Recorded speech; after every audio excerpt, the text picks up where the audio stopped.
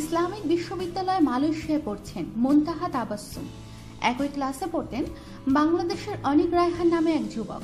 পড়ার সময় উভয়ের মধ্যে প্রেমের সম্পর্ক গড়ে ওঠে। এরপর বিয়ের মাধ্যমে ৩রা এপ্রিল থেকে সংসার শুরু করেন। স্বামী হিসেবে মালয়েশিয়ান যুবতীদের প্রথম পছন্দ বাংলাদেশি যুবকরা। পরের অবস্থানে রয়েছেন ইরানি। ৩ বছরে মালয়েশিয়ার বিভিন্ন শহরে বাংলাদেশি যুবকদের সঙ্গে বিবাহ বন্ধনে আবদ্ধ হয়েছেন প্রায় ৮ শতাধিক নারী। কেন বাংলাদেশিদের বেশি পছন্দ, এমন তথ্য খুঁজতে গিয়ে জানা গেছে নানা মজাদার তথ্য। কেউ কেউ বলেছেন বাংলাদেশিরা স্ত্রীর সঙ্গে প্রতারণা করে না, ভালোবাসে সবকিছু উজাড় করে। মালয়েশিয়ার কয়েকটি অভিজাত এলাকা ও শিক্ষা প্রতিষ্ঠান ঘুরে পাওয়া গেছে এইসব তথ্যের সত্যতা।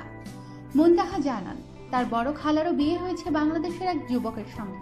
খালার কাছে জানতে পেরেছেন বাংলাদেশের ছেলেরা স্ত্রীকে খুব ভালোবাসেন, প্রয়োজনে জীবন বিসর্জন দিতে দ্বিধা করেন না বাংলাদেশি যুবকরা। তখন থেকে তার স্বপ্ন বাংলাদেশের যুবককে বিয়ে করবেন। আমরিন ইবনে ফরহাদ নামে এক যুবতী মালয়েশিয়ার টেলিকমে চাকরি করেন। একই প্রতিষ্ঠানে কাজ করতেন সাইদ আহমেদ নামে বাংলাদেশের এক প্রকৌশলী। কাজের ফাঁকে ফাঁকে কথা হতো। এভাবে ৩ বছর পেরিয়ে গেলে আমরিন সরাসরি সাইদকে বিয়ের প্রস্তাব দেন। সাইদ প্রস্তাবে রাজি হলে তাদের বিয়ে হয়। পাশাপাশি বাংলাদেশিরা কেন মালয়েশিয়ানদের বিয়ে করেন এমন প্রশ্নের জবাব খুঁজতে গিয়ে জানা যায়, মালয়েশিয়ান মেয়েরা স্বামীর আয় নিজের জন্য ব্যয় করেন না, তারা সবসময় নিজের আয় থেকে চলতে ভালোবাসেন। অনেক সময় স্বামীর প্রয়োজনে পিতার কাছ থেকে সহযোগিতা নেন।